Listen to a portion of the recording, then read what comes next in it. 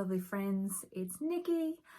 I am coming to you on a Wednesday, a beautiful sunny Wednesday. Last time I spoke to you, I was saying that I was going to try my hardest to achieve the goal of putting my borders on my Ultimate Beginner's quilt and getting it basted.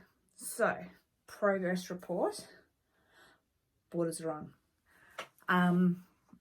So the next thing I need to do is I need to organize what I'm going to back the quilt in.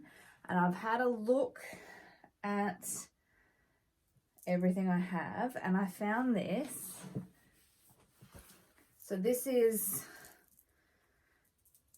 a scrap of backing from a previous quilt. It's not wide enough, but it's long enough that I'll be able to halve it and join it together, and it will be enough for this. So I'm going to use this to back it with, and then I've also cut some binding strips out of the blue, so it will be bound in the blue. So we're getting close to having this one ready to be quilted. So what I'm going to do today is I'm going to cut this in half and join it together again to make a big enough piece of backing, and then we might film basting. I'm going to get it done. I'm going to get the basting done. Basting. We could do it. It won't take me that long. Come on, Nikki, you can do it. Just get it done. Just get it done.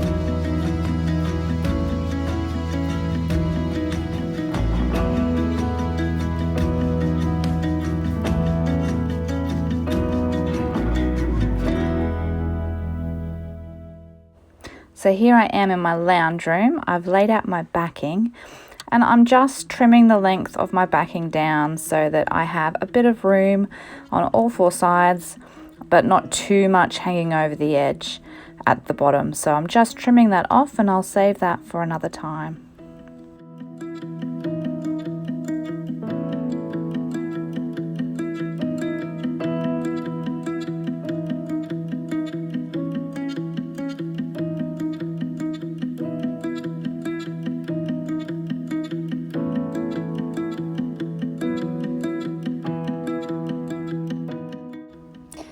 Now I'm getting the quilt top and I am just very carefully giving it a bit of a small fold all the way up. I'm smoothing it out as I go.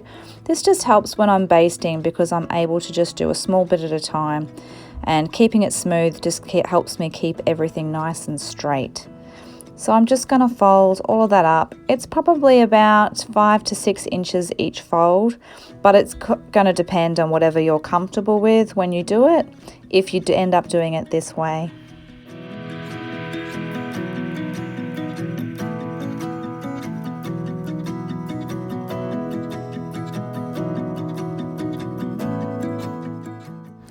Now I am just getting my batting ready. I use a legacy batting from Spotlight that I buy on the roll. It's always been great, it washes well and quilts up really nicely, so it's been a great batting and I will continue to buy that one. So I am just rolling it out until it is about the same length as, or width, sorry, as my backing, and just cutting it there.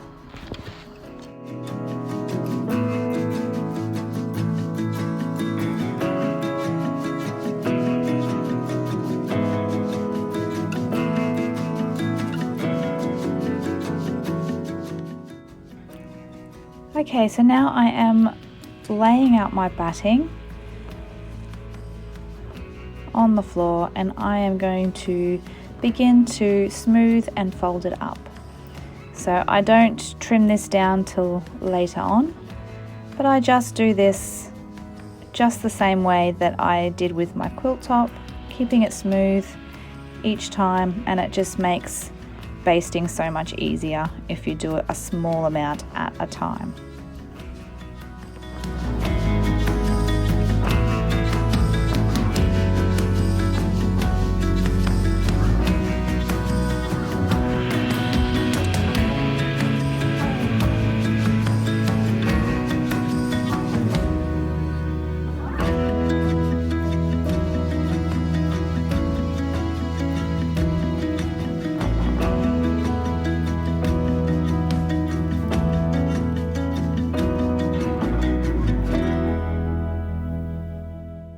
So to be sure that my backing stays super smooth, I pin it to my carpet using dressmaker's pins.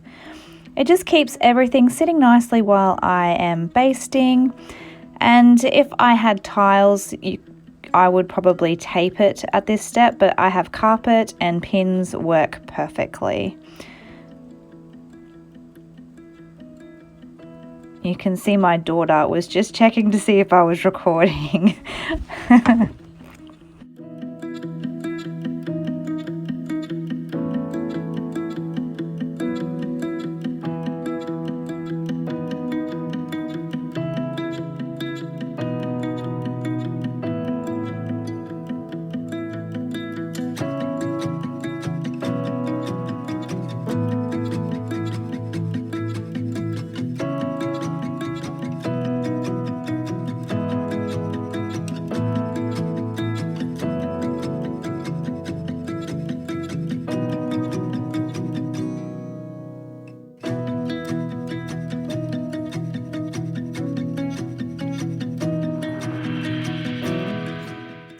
So this is my favorite basting spray. This is the 505 basting spray, and I just love how this one is. It doesn't have a nasty smell. It's just a great spray to use.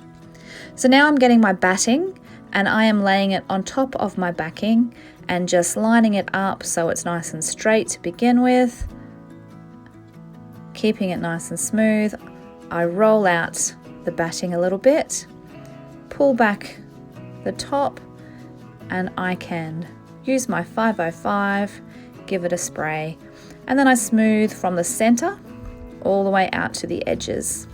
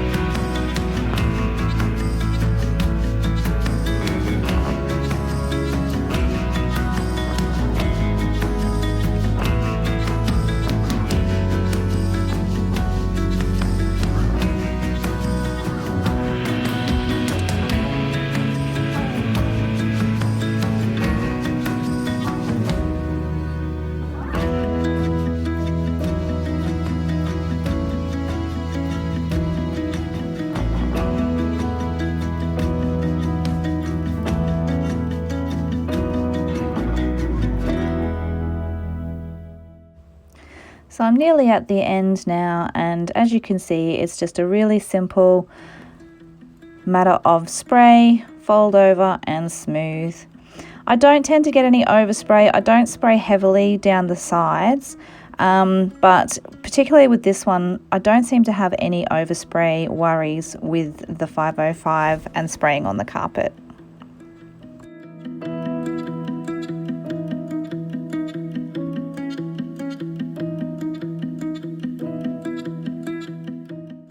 So now that the batting is all on, I can trim off the excess of the batting, and I can save this for smaller projects bags and my favorite mug rugs and things like that that I make with all of my batting scraps.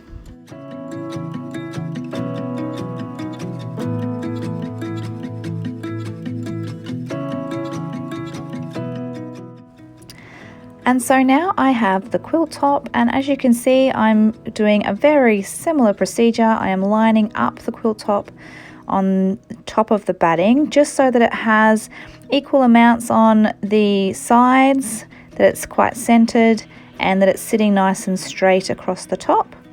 And then I can get started with folding back, spraying and smoothing, again going from the middle and then working your way to the sides.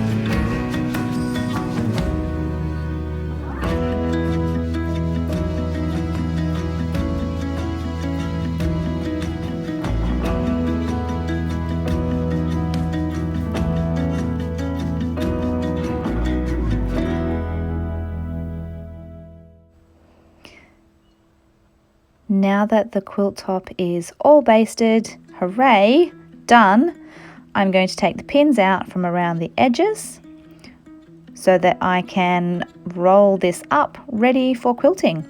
So I roll my quilts up towards the center because I always start quilting in the center, and I just find that easier. If it's rolled up, it just fits inside the thread of my machine really nicely.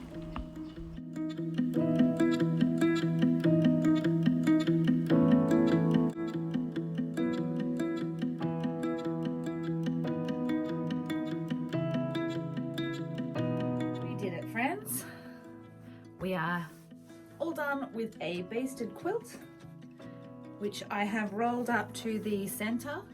So I like doing this because it means that I can actually have that much quilt to worry about at a time, and the rest of it just sits nicely. Otherwise I end up with really sore shoulders as I'm dragging it all through. But to keep it rolled up like this just seems to help while I'm quilting. I won't be quilting it today because it's now 2:45 and I have to do some mum things and make sure I can feed my family, do something for dinner, don't know what yet.